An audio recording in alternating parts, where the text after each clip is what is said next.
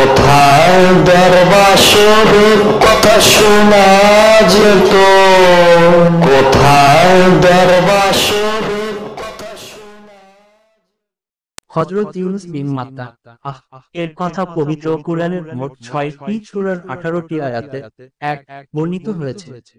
সূরা ইউনূস ৯৮ আয়াতে তার নাম ইউনূস, সূরা আম্বিয়া ৮৭ আয়াতে জুন্নুন এবং সূরা কলম ৪৮ আয়াতে তাকে সাহেবুল হুত বলা হয়েছে। নুন ও হুত উভয়ের অর্থ মাছ। জুন্নুন ও সাহেবুল হুত অর্থ মাছওয়ালা। একটি বিশেষ ঘটনার প্রেক্ষিতে তিনি উক্ত নামে পরিচিত হন। সামনে তা বিবৃত হবে। ইউনূস এর কওম। ইউনূস বর্তমান ইরাকের মুছেল নগরীর নিকটবর্তী নিনাওয়া জনপদের অধিবাসীদের প্রতি প্রেরিত হন। তিনি তাদেরকে তাওহীদের দাওয়াত দেন এবং ঈমান ও সৎকর্মের প্রতি আহ্বান জানান। কিন্তু তারা তার প্রতি অবাধ্যতা প্রদর্শন করে। বারবার দাওয়াত দিয়ে প্রত্যাখ্যাত হলে আল্লাহর হুকুমে তিনি এলাকা ত্যাগ করে চলে যান। ইতিমধ্যে তার কওমের উপরে আযাব নাজিল হওয়ার পূর্বাভাস দেখা দিল। জনপদ ত্যাগ করার সময় তিনি বলে গিয়েছিলেন যে ৩ দিন পর সেখানে গজব নাজিল হতে পারে। তারা ভাবল, নবী কখনো মিথ্যা বলেন না। ফলে ইউনূসের কওম ভীত সন্ত্রস্ত হয়ে দ্রুত কুফর ও শিরক তে তওবা করে এবং জনপদের সকল আবাল বৃদ্ধ বনিতা এবং গবাদি পশু সব নিয়ে জঙ্গলে পালিয়ে যায়। সেখানে গিয়ে তারা বাচ্চাদের ও গবাদি পশুগুলিকে পৃথক করে দেয় এবং নিজেরা আল্লাহর দরবারে কায়মনোচিত্তে কান্নাকাটি শুরু করে দেয়। তারা সর্বান্তঃকরণে তওবা করে এবং আসন্ন গজব তে আল্লাহর আশ্রয় প্রার্থনা করে। ফলে আল্লাহ তাদের তওবা কবুল করেন এবং তাদের উপর থেকে আযাব উঠিয়ে নেন। এ বিষয়ে আল্লাহ বলেন ৯৮ অতএব কোন জনপদ কেন এমন হল না যে তারা এমন সময় ঈমান নিয়ে আসত যখন ঈমান আনলে তাদের উপকারে আসত। কেবল ইউনূসের কওম ব্যতীত যখন তারা ঈমান আনল তখন আমরা তাদের উপর থেকে পার্থিব জীবনের অপমানজনক আযাব তুলে নিলাম এবং তাদেরকে নির্ধারিত সময় পর্যন্ত জীবনোপকরণ ভোগ করার অবকাশ দিলাম। ইউনূস ১০:৯৮। অত্র আয়াতে ইউনূসের কওমের প্রশংসা করা হয়েছে। ওদিকে ইউনূস ভেবেছিলেন যে তার কওম আল্লাহর গজবে ধ্বংস হয়ে গেছে। কিন্তু পরে যখন তিনি জানতে পারলেন যে আদৌ গজব নাজিল হয়নি, তখন তিনি চিন্তায় পড়লেন যে এখন তার কওম তাকে মিথ্যাবাদী ভাববে এবং মিথ্যাবাদীর শাস্তি হিসাবে প্রথা অনুযায়ী তাকে হত্যা করবে।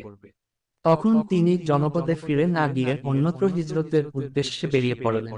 এ সময় আল্লাহর হুকুমের অপেক্ষা করাটাই যুক্তিযুক্ত ছিল, কিন্তু তিনি তা করেননি।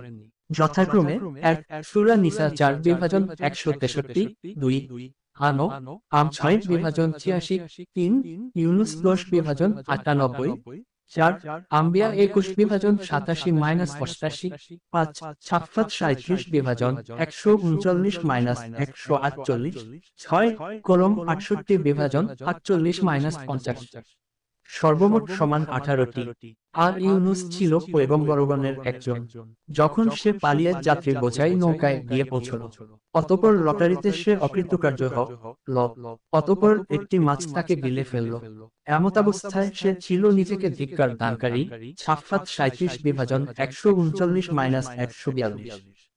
আল্লাহর হুকুমের অপেক্ষা না করে নিজস্ব ইজতিহাদের ভিত্তিতে ইউনূস নিজ কওমকে ছেড়ে এই হিজরতে বেরিয়েছিলেন বলে অত্র আয়াতে তাকে মনিবের নিকট থেকে পলায়নকারী বলা হয়েছে।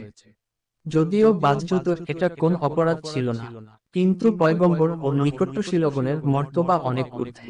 তাই আল্লাহ তাদের ছোটখাট ত্রুটির জন্য পাকড়াও করেন। ফলে তিনি আল্লাহর পরীক্ষায় পতিত হন। হিজরতকালে নদী পার হওয়ার সময় মাঝ নদীতে হঠাৎ নৌকা ডুবে যাবার উপক্রম হলে মাঝি বলল, একজনকে নদীতে ফেলে দিতে হবে, নইলে সবাইকে ডুবে মরতে হবে। এজন্য লটারি হলে পরপর ৩ বার তার নাম আসে। ফলে তিনি নদীতে নিক্ষিপ্ত হন। সাথে সাথে আল্লাহর হুকুমে বিরাটকায় এক মাছ এসে তাকে গিলে ফেলে। কিন্তু মাছের পেটে তিনি হোম হয়ে যাননি, বরং এটা ছিল তার জন্য নিরাপদ কয়েদখানা। ইবনে কাছির, আম্বিয়া ৮৭:৮৮। মাওয়ার্দী বলেন, মাছের পেটে অবস্থান করাটা তাকে শাস্তি দানের উদ্দেশ্যে ছিল না, বরং আদব শিক্ষাদানের উদ্দেশ্যে ছিল। যেমন পিতা তার শিশু সন্তানকে শাসন করে শিক্ষা দিয়ে থাকেন। কুরতুবী, আম্বিয়া ৮৭।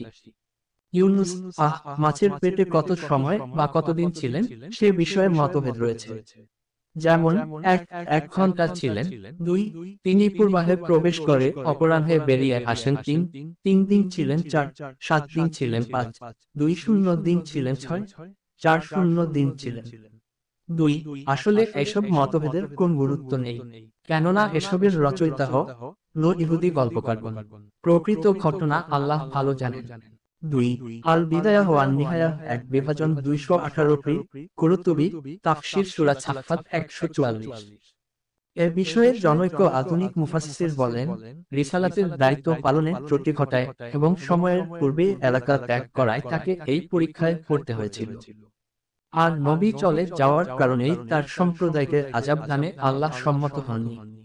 অথচ পুরা দৃষ্টিকোণটাই ভুল, কেননা কোন নবী থেকেই তার নবুয়তের দায়িত্ব পালনে ত্রুটির কল্পনা করা নবীগণের নিষ্পাপত্বের আকীদার ঘোর বিপরীত।